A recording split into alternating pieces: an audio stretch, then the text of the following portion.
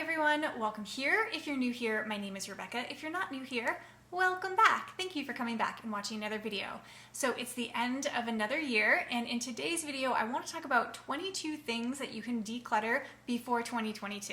I tend to look at decluttering as an ongoing process. I do it several times a year, but there are some areas of my house that just don't get touched that often. So I feel like flipping the calendar from 2021 to 2022 is just a good time to take a look at maybe some of those overlooked areas to declutter in your house. All right, let's dive in.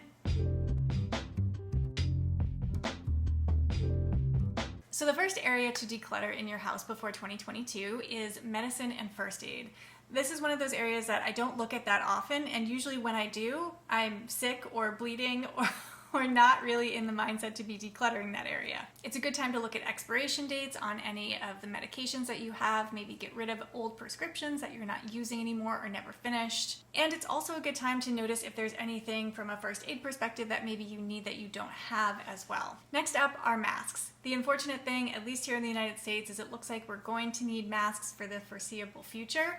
But this is a good time to go through, see if you maybe have some that you don't really use anymore, that are worn out or that don't work well anymore or don't fit anymore, and making sure you really only have the number of masks that you need for your everyday life. It seems like this is one of those areas where we tend to accumulate a lot just to make sure we have some on hand, which is great, but just being realistic with how many you actually need in your everyday life. And if you use a reusable mask like I do, this is also a good time in the year to just make sure that they're all clean, so maybe just giving them a quick wash as well. Next up are phone apps. Our phone is one place that can get really cluttered really easily. We download an app because we need it for a certain thing, or we want to play a certain game or something like that, and then end up never using it again. So the end of the calendar year is a good time to just swipe through your phone, clear off any of those apps that you don't use anymore. And I don't know about on an Android phone, but on an iPhone, you can go into your settings and actually look at your screen time activity, and it'll tell you which apps you do and don't use. So if you're trying to be realistic with yourself about the apps that you actually do use, you can use that data to help you declutter. Similar to that, number 4 on the list is to declutter your social media following. I like to do this a few times a year. Just go into your entire list of everyone you're following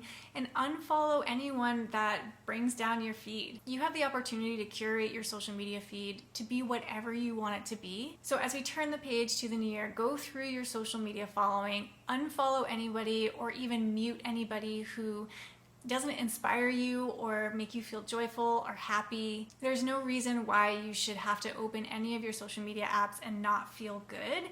You are in complete control of what you're consuming. Next up is the refrigerator. This is a good time of year to go through any condiments, make sure that they are still good. You can check expiration dates, but don't just clear out food that is expired. Also try and be realistic with yourself on like, am I actually gonna eat this? Do I like this? Will I use this? So you're not starting off the new year with a fridge full of things that are just taking up space that you are never going to eat. Next up are cords. I'm talking mostly here about tech cords like phone chargers and computer chargers and HDMI cables. It's helpful to gather all the cords into one space so you really understand what you have, and then get rid of anything that is a duplicate if you don't need a duplicate, or if you don't know what it goes to, you don't need to keep it. If you don't know what it goes to, it probably means that you don't use that thing anyways. So there's no need for it to take up space and clutter up your space if you don't even know what it's for. And in some cases, I do think duplicates of cords can be useful. I, for instance, do have 2 phone chargers, but being realistic with yourself about like how many you actually need and use, and kind of just reflecting back on your year and saying, did I ever use all 6 of these phone cords, or did I really only use 2 or 3? Next up is makeup. Combing through your makeup at least once a year to say like, what is it that I actually use? Most of us have sort of our daily products, and then maybe a few extras we wear for special occasions, and then there's all these other products that tend to clutter up and take up space that we don't ever use. So again, being realistic with yourself around the products that you do use, really trying to unpack what your makeup habits are and what you actually need. Sort of like clothes, I feel like this can be one of those aspirational categories. At least it can be for me. Sometimes I'll get a makeup product and I'll want to be the type of person who does a beautiful full face of makeup, but like, that's not me. I need to be realistic with myself that I am never going to do that and declutter what I'm not going to use. It's also a good time to check expiration dates on makeup as well. Number 8 on our things to declutter before 2022 are work clothes. So this came to mind because I feel like in the past 2 years, a lot of us have really changed the way that we're working. And I know that at the beginning of the pandemic, a lot of people were holding on to old work clothes being like, well, we might eventually go back to the office. And that still might happen. I know a lot of people are working in a hybrid model. Some people are full-time at home. Some people are sometimes at the office. But I feel like we might be far enough into this pandemic that you might have some visibility into how you are actually dressing for work. And this might be a little bit different for everybody. Maybe you're not in that spot yet, but I know at least for me, I have a better understanding of what it is that I like to wear for my work situation now. So it's a good time to go back to your closet and be like, okay, knowing that I work fully from home, or I work in this hybrid model, or I'm full-time back in the office, curate a wardrobe that is really gonna work for this reality of your work life now. Number 9 are papers. Honestly, I put this on the list because I really need to do this. I don't know about anybody else, but like the last few weeks have been really chaotic, and I just have a stack of papers that are building up. They're mostly like receipts and tax type things where I'm like, I usually scan that stuff and file it, and I'm very organized about it, but I'm just like, cannot deal right now. So as the year is wrapping up, trying to get a handle on all of your paper clutter so that you're organized for the new year. Personally, what that means for me is I'm going to go through and scan a bunch of things, make sure I'm recording things appropriately for tax time, and recycling and shredding things that I don't need to keep actual physical copies of. It's a great time of year just from a record keeping and organization standpoint to make sure that everything from 2021 is properly filed away and taken care of before you enter into 2022. Number 11 is the junk drawer. Well, I encourage you to go through your junk drawer, get rid of anything that you're not using or that might just be straight up trash. I also encourage you to think about if you even really need a junk drawer. I feel like what I've really found is that a lot of people don't necessarily need a junk drawer. What they need is like a utility drawer in their house. A lot of people keep, things like a tape measure and a hammer and scissors and like that kind of thing out in a garage. But that's not super accessible in a lot of house layouts. So people feel like they also want to keep some of that stuff inside. So those types of things tend to accumulate in a junk drawer. But I think if it's just a change of mindset, instead of saying like, this is my junk drawer, like this is my indoor garage utility drawer, that might help you be a little bit more discerning when you're organizing and decluttering that space in your house. Next up are throw pillows. This is just a nice time to go through your house, take a look at all of the pillows that you have and say, do I really need all of these? Do I still like all of these? Do I still use all of these? Unless you're really diligent about like a one in, one out type of process, throw pillows are something that can really start to accumulate in a home. So just giving your home a quick scan and making sure that all of the pillows that you have are still adding value or making you happy. Number 12 on the list are subscription services. So I'm not just talking here about streaming services, although that's part of it. A lot of us tend to accumulate many subscriptions to streaming services because there's Netflix and there's HBO Max and there's Disney Plus and there's Hulu. There's a lot. So yes, definitely write down all of the streaming services that you subscribe to so you can get a good sense of where your money's going. But make a list of everything you subscribe to. So if you subscribe to things like Kindle Unlimited, or if you have recurring shipments for certain products, you can do that a lot through Amazon. Just really taking stock of everything that you're subscribing to and making sure that one, it's still something that you need, also that it's still worth spending your money on. Related to that, number 13 on the list is to declutter your email inbox. So this is a great time of year to go through your email and unsubscribe from any emails that you no longer want to see in your inbox. I feel like we all have these, it's those emails that arrive like every day or every other day and we never ever open them. It's just always like straight to the trash. This is the time. Unsubscribe. If you don't want to go through one by one, there's also a service called unenroll.me that I've used before. So this service will hook up to the back end of your email. It'll show you everything that you're subscribed for, and with one click, you can unsubscribe from everything that you don't want to be subscribed to anymore. I'll leave a link in the description box down below if anybody's interested in doing that, but it's a really good way to very quickly bulk unsubscribe from a bunch of emails. Number 14 is hobby gear. So I feel like especially in the past couple years, all of us have tried to pick up some new hobbies because we've been home so much. And some of them have panned out, and if you're like us, maybe some of them have not panned out. You know, you get interested in something for a short time, you get some things to be able to do that hobby, and then you sort of lose interest. And this one can be tough. Again, there's sometimes a sense of aspirational self, like, I want to be the person who cooks all the sourdough bread. But in your heart of hearts, you're like, that's not me. I bought all the sourdough things, but I never make the sourdough bread.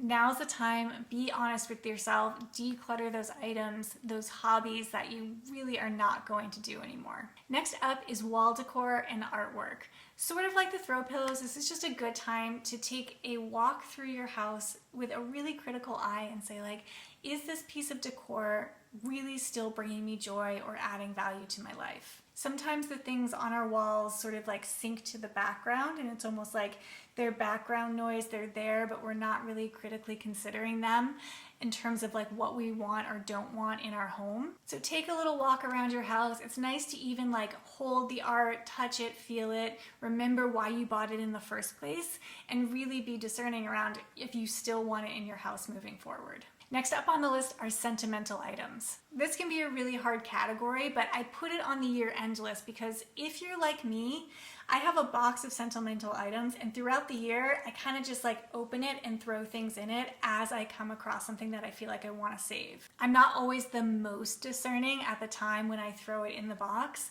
so every once in a while, I like to go through that entire box, especially the new things that I've added over the last 12 months, and say like, did I really want to add this, or was I just not at the point where I was ready to declutter it yet? So taking a time to sit down with the sentimental items and the new items that you've added to your pile of sentimental things and giving it a good declutter. Number 17 are notebooks and journals. And there's a couple things to look out for when you're decluttering or trying to declutter notebooks and journals. One is those fully filled notebooks or journals. Do you really need to be keeping them? Is it something that you reference back? And the answer to that might be yes. I know a lot of people who have a regular journal practice that find a lot of value in rereading what they've written in the past. But that might not be the case for something like if you need to take notes for work, or if it's just like a calendar planner. Like, is that really something you need to keep, especially if it's all filled up? The second thing to look for is those journals that you used partially but sort of abandoned. So if it's not part of a daily or weekly or even monthly ritual for you to use that notebook or journal, maybe it's no longer valuable to you and it might be time to declutter it. Number 18 are cleaning supplies. This is a great time to go through what you have and think about the cleaning supplies that you really use on a daily, weekly basis, and maybe decluttering anything that you bought thinking that you were going to use it or you bought and didn't like. I know personally I needed to go through my cleaning products because I had some duplicates of things that could be condensed. It's just another area of the home that isn't decluttered very often, and we can kind of tend to accumulate things without really going through it and decluttering it very often. Number 19 are toys. It can be a really nice time to sit down with your kids and go through what toys they maybe are not using anymore or can be passed on to another child. So I don't have kids, so I'm not going to pretend like I know the best way to do this with kids, but it does seem like a great time of year, especially if you're planning on gifting your children some new stuff for Christmas, to help them let go of some of the toys that they do have. And this doesn't just have to be for kids. If you have a pet, I have this adorable little dog back here, if you can see her. I'm also going to take some time to not only go through and declutter her toys, but wash and clean some of them as well, just to make sure she has a nice, clean, and minimal collection of only her favorite toys for the new year. Number 20 are keys. This is another area that maybe doesn't get decluttered very often, maybe not even once a year, but every once in a while it makes sense to go through the keys that you have and make sure you know what they go to and that you still use them. I thought of this because I had a key on my key ring and I was like, I don't even know what this opens. And it was a little weird to declutter it, but I was like, if I don't know what it opens, I'm not using it and I'm never going to use it. So it's a nice time to pare down your key ring, make sure you know what your keys go to, and organize what you have. Number 21 is winter seasonal decor. This is a great time because a lot of us have probably just decorated for the holidays to really go through the seasonal decor that you have with it fresh in your mind of what it is that you actually used this year. So if you're like me, there's some stuff that you put out this year and some stuff that you maybe didn't. So it's really that pile of things I didn't put out this year that maybe need to be gone through and decluttered to say like, okay, if I didn't use it this year, Why didn't I use it? And can it be decluttered if it's not something that I'm actively using as seasonal decor? All right, we made it. Number 22. The last thing on the list is to declutter your drop zone. So this can be one of the areas in the house where random things tend to accumulate. Change and receipts and trash. And they can tend to be overlooked because they are sort of in a place, right? That's sort of what the drop zone is designed for you to throw things down when you get home. So giving this area of your home a good declutter before we go into the new year so that it really is just for those everyday carry things. And if you've watched any of my organizational or declutter videos before, you might know that I actually recommend you don't even have a drop zone in your home. Just give everything a place, put everything in its place. I find that to be the easiest way to keep clutter from accumulating. But if that's not a reality for you and your family, just making sure you give this area a good declutter before 2022. All right, that's it for this week's video. Thank you so much for being here. I hope you found this video helpful and that it helps you start off the new year on the right foot and with intention. If you haven't already, please make sure you subscribe down below. That would mean a lot to me. Follow me over on Instagram. I share sort of a lot of my day-to-day life over there. And I'll see you next Tuesday. Bye, everyone. Oh, do you ever drink water like right after you brush your teeth? Okay. I keep losing track of what number I'm on. Let me just number these. That would be a lot easier for everyone involved. Yeah, look at that little sleepy dog. Let's try that again. I'm just procrastinating now. Wait, which one did I just do? It would help if I was not getting emails in the middle of my video. All right, that's it for this. Bleh.